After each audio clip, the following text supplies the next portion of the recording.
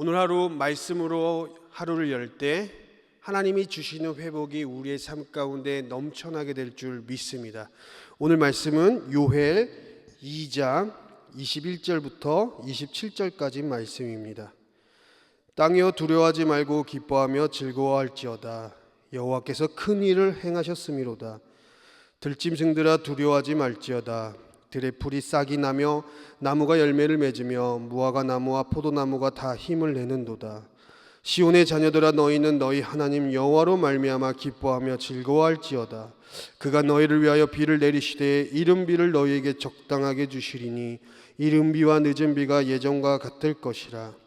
마당에는 밀이 가득하고 독에는 새 포도주와 기름이 넘치로다.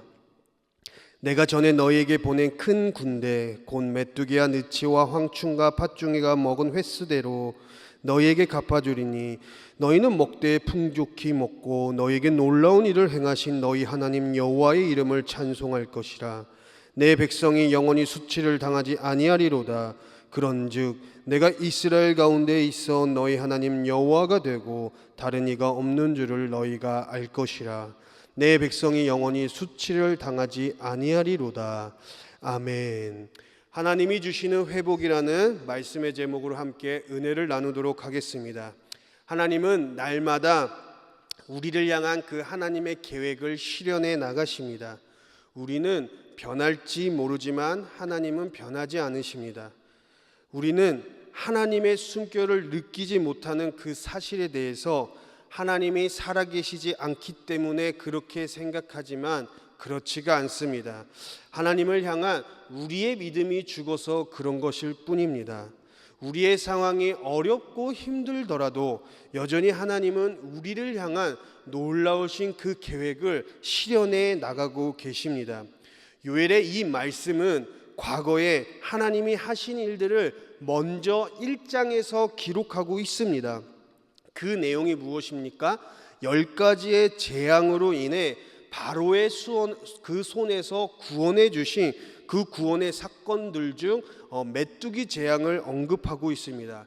요엘 1장 말씀 가운데에 4절에 팥중이가 남긴 것을 메뚜기가 먹고 메뚜기가 남긴 것을 느치가 먹고 느치가 남긴 것을 황충이 먹었도다.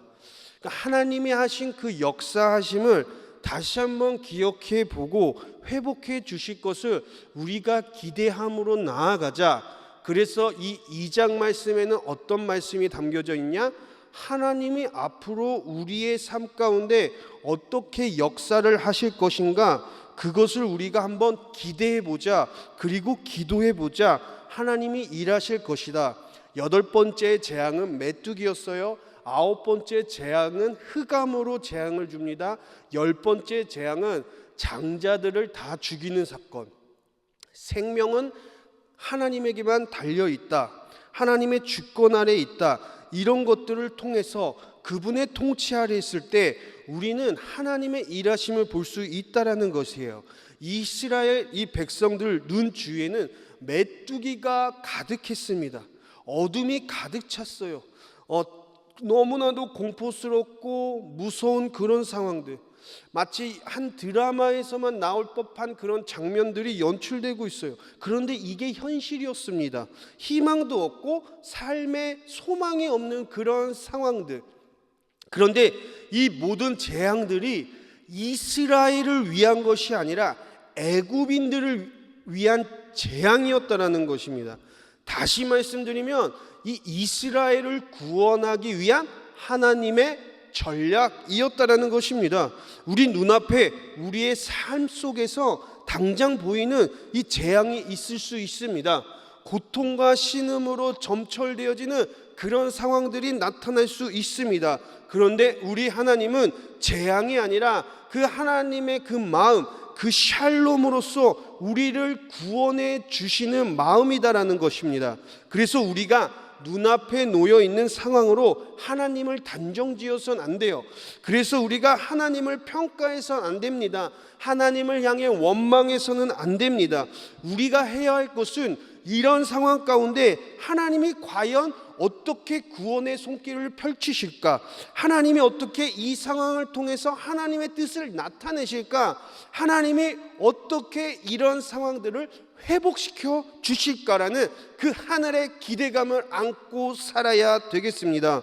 에레미야 29장 11절에서 14절 말씀을 보면 여호와의 말씀이니라 너희를 향한 나의 생각을 내가 아나니 평안이요 재앙이 아니라 너희에게 미래와 희망을 주는 것이라. 너희가 내게 부르짖으면 내게 와서 기도하면 내가 너희들의 기도를 들을 것이요 너희가 온 마음으로 나를 구하면 나를 찾을 것이요 나를 만나리라. 이것은 여호와의 말씀이니라. 나는 너희들을 만날 것이며 너희를 포로된 중에서 다시 돌아오게 하되 내가 쫓아보내었던 나라들과 모든 곳에서 모아 사로잡혀 떠났던 그곳으로 돌아오게 하리라. 이것은 여호와의 말씀이니라. 아멘. 하나님은 우리의 삶 가운데 재앙이 아니라 평안을 허락하십니다. 말로만 그렇게 말씀하시는 것이 아니에요. 실제로도 그렇게 하셨습니다. 하나님은 그때나 지금이나 늘 우리를 예배를 통해서 만나시고 소통하시고, 그래서 우리는 하나님의 그 숨결을 경험할 수가 있습니다.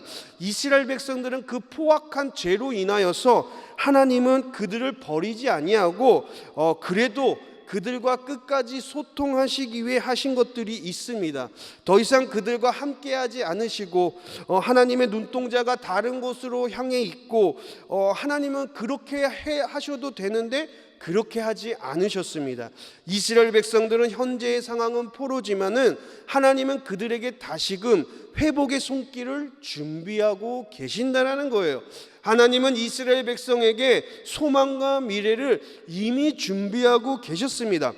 하나님은 이스라엘 백성에게 재앙이 아닌 평안으로서 하나님이 나다, 내가 그런 하나님이라고 말씀하고 실제로 그렇게 하셨습니다. 그 증거가 어디에 나옵니까? 역대상 6장 15절에 나와요.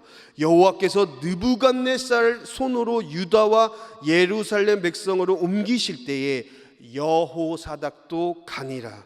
역대상 6장은 예배의 사명을 다하는 이 레위 지파의 족보를 기록하고 있습니다. 그러니까 이 역대기의 배경이 이제 우리가 다시금 하나님을 제대로 믿어보자, 그때의 일들을 기억하면서 하나님이 행하신 것들을 우리가 다시 한번 상기시켜보자, 우리가 하나님 앞에 죄 지은 것들은 이젠 버리고 하나님이 진짜 원하시는 것들을 우리가 이젠 해보자, 그런 말씀의 배경을 갖고 지금 역대기의 저자는 글을 쓰고 있는 것입니다.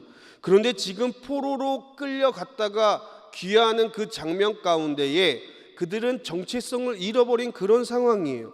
그런데 그 포로로 끌려간 그런 상황 가운데 여전히 하나님은 그들을 버리지 않고 그들과 함께 한다라는 그 증거가 바로 역대상 6장 15절 여호와께서 느부갓네살의 손으로 유다와 예루살렘 백성을 옮기실 때에 여호사닥도 가니라.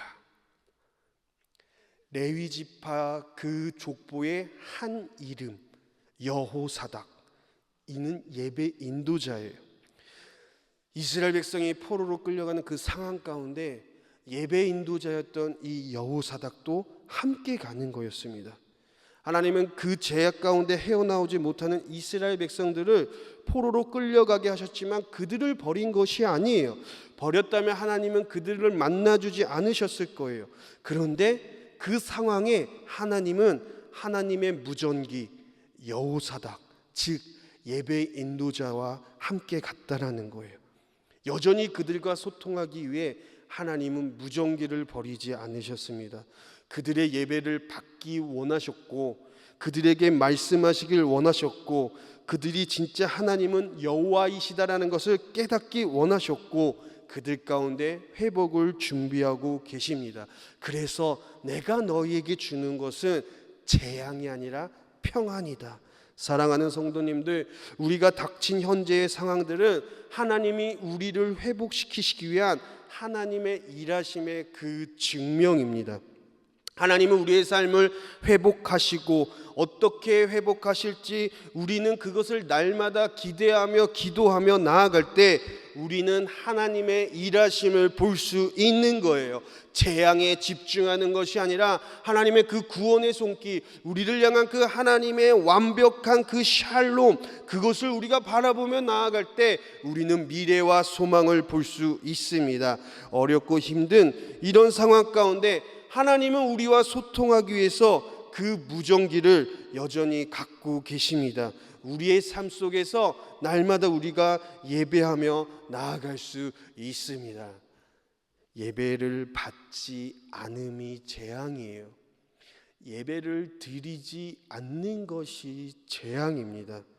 하나님이 주시는 그 회복을 위해 우리 또한 삶의 자리에서 늘 하나님과 소통하며 예배하는 사랑하는 성도님들이 되시기를 예수님의 이름으로 축원합니다. 기도합니다. 사랑의 주님, 다시 한번 우리의 삶 가운데 찾아와 주셔서 우리가 삶의 각 자리에서 하나님을 향해 예배하며 나아갈 때 주님, 무너졌던 것들이 다시 한번 회복되어지는 놀라운 역사가 있게 하여 주시옵소서.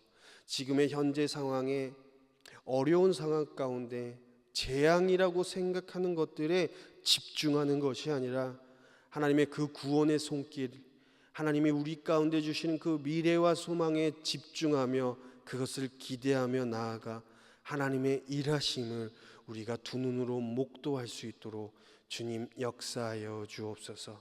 예수님의 이름으로 기도합니다. 아멘.